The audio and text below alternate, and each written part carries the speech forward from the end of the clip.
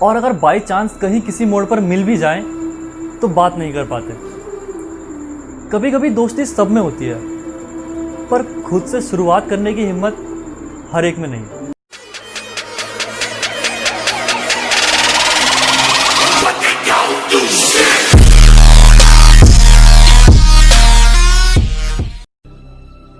Hello everybody, हमारी आज की कहानी एक ऐसी कहानी है जो हमारे लिए उस वक्त एक कहानी बनकर रह जाती है जब हम उस दुनिया से बाहर आ खड़े होते हैं। जी हाँ दोस्तों, आज मैं बात कर रहा हूँ हॉस्टल लाइफ की। न जाने कितने ऐसे बच्चे होते हैं जो उस लाइफ को जीना तो चाहते हैं, लेकिन हर किसी को ये कुछ मेमोरेबल मोमेंट्स को अपनी लाइफ का हिस्सा बनाने का मौका नहीं मिल पाता। लेकिन जिन बच्चों ने इस लाइफ को एक्सपीरियंस किया है, आज मैं मेरे उन सभी दोस्तों के लिए अपनी और अपने कुछ दोस्तों की लाइफ से जुड़ी यादों को आप लोगों के साथ शेयर करूंगा, जो कि अब हमारे लिए सिर्फ एक यादें ही बनकर रह गई हैं। कुछ ऐसी यादें जो हमारे हॉस्टल में कदम रखते ही शुरू हो गई थी। मन में एक अजीब सा डर होता है, नर्वसनेस होती है, जो कि समय के साथ साथ कम होती जाती है।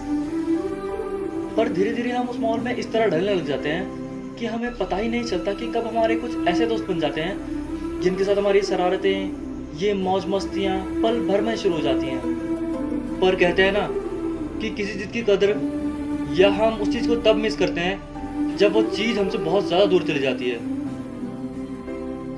लेकिन अगर बात की जाए उस दिन की, जिस दिन मैं हॉस्टल के लिए घर से निकला, तो मन में एक अजीब सा डर था। गुस्से में बस यही सोच रहा था कि मेरे घर वाले मुझे हॉस्टल में क्यों भेज रहे हैं, ऐसा मेरे साथ क्यों हो रहा है। लेकिन इन सब बातों को मन में लिए मैं हॉस्टल पहुंच गया था। पहले कुछ दिन तो बस घर की आ रही यादों में ही बीत गए, पर धीरे धीरे टाइम के साथ साथ वो सब जो हॉस्टल को अलग बनाता है वो शुरू हो गया। पर हर कोई स्टूडेंट जो पहली बार हॉस्टल में जाता है तो वो बहुत अकेला फील करता है। पर कहते हैं ना कि जब हम जन्म लेते हैं तो सभी रिश्तों के साथ जन्म लेते हैं, पर दोस्ती ही तो एक अकेला ऐसा रिश्ता है जो हम खुद बनाते हैं। हॉस्टल में हर तरह के बच्चे होते हैं, टॉपर्स, फेलियर्स, दारूबाज, सट्टेबाज, इश्कबाज और कुछ हमारे जैसे भी, जो हॉस्टल में ये सोचकर आए थे कि अकेले हॉस्टल में कैसे रहेंगे। वो दोस्तों के साथ मिलकर हमने ऐसे झंडे गाड़े हैं कि वो हरकतें हमें ज़िंदगी भर याद रहेगी, क्योंकि डे बाय डे हमारी हरकतें ऐसी होती गई कि टीचर्स हो या बच्चे, उस वक्त तो हमने हर किसी की नाक में दम करके रखा हुआ था। हॉस्टल में कुछ स्टूडेंट्स तो हमारे ही जैसे थे और कुछ टीचर्स के दुलारे हुआ करते थे, पर हम वैसे तो बिल्कुल भी नहीं थे। जैसे भी थे अपने आप में तो अलग ही थे। लाइक पीटी सर का मुझे एमजे बुलाना, मेरे लिए तो वो एक अलग ही फील लाता था। मन में एक डर था, डर सबको लगता है और हमें भी लगता था। लेकिन हमने हॉस्टल में बहुत से ऐसे कांड किए हैं जिनकी कोई हद नहीं है। जैसे रातों को चुपचाप हॉस्टल से टपकर शादियों में जाना और वहाँ पर फ्री का खाना खाना, और खाना तो खाना बट पन्नियों में भरकर अपने दोस्तों के लिए भी लाना, और हमारा हॉस्टल में वो अफवाह फैला देना कि हॉस्टल में भूत है। और कमाल की बात तो यह है कि वो भूत बच्चों को दिखा भी है। वैसे हमारे हॉस्टल में फ़ोन अलाउड नहीं था, तब भी टीचर्स के सामने एक लड़के का फ़ोन आ जाना और फिर भी मुंह कर जाना कि मेरे पास फ़ोन नहीं है, सब दोस्तों का उसको बचाना, ये सब हमारी दोस्ती को और भी गहरा करता गया। और वो मेरे बर्थडे वाली रात मुझे अच्छे से याद है। मेरे कुछ खास दोस्तों की डिमांड थी कि चिकन खाना है, वो भी हॉस्टल में।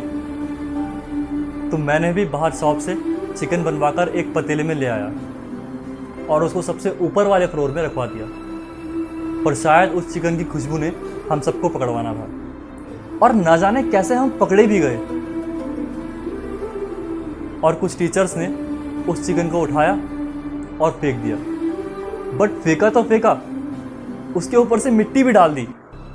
उस दिन बहुत बुरा लगा और डर भी, पर वो डर कुछ देर के लिए ही था।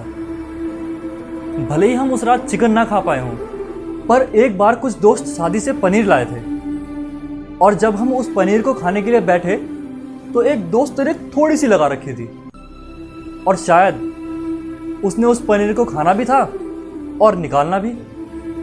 उसी बीच उसने उस पनीर वाली थाली में उल्टी कर दी। और ना जाने ऐसी ही हर किसी की बहुत सी यादें हैं जो हॉस्टल से जुड़ी हुई हैं। जैसे वो रातों को वार्डन मैडम को परेशान करना और लाइट के चले जाने पर जोर जोर से चिल्ला चिल्ला कर हूटिंग करना।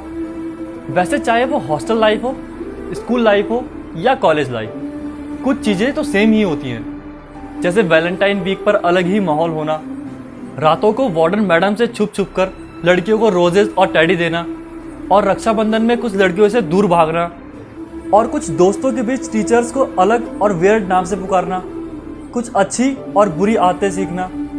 ये कुछ ऐसी यादें होती हैं जो हॉस्टल में जाकर ही क्रिएट हो पाती हैं, जो कि मेरी भी हुई थी। कुछ ही यादें थी, पर ऐसी थी जो मुझे मेरे हॉस्टल और मेरे उन सभी दोस्तों की बहुत याद दिलाती हैं। पर सच तो ये है कि हम उस वक्त को जैसे तैसे काटने की सोचते हैं बस, पर बाद में उसी वक्त को मिस करते हैं, उसी लाइफ को मिस करते हैं।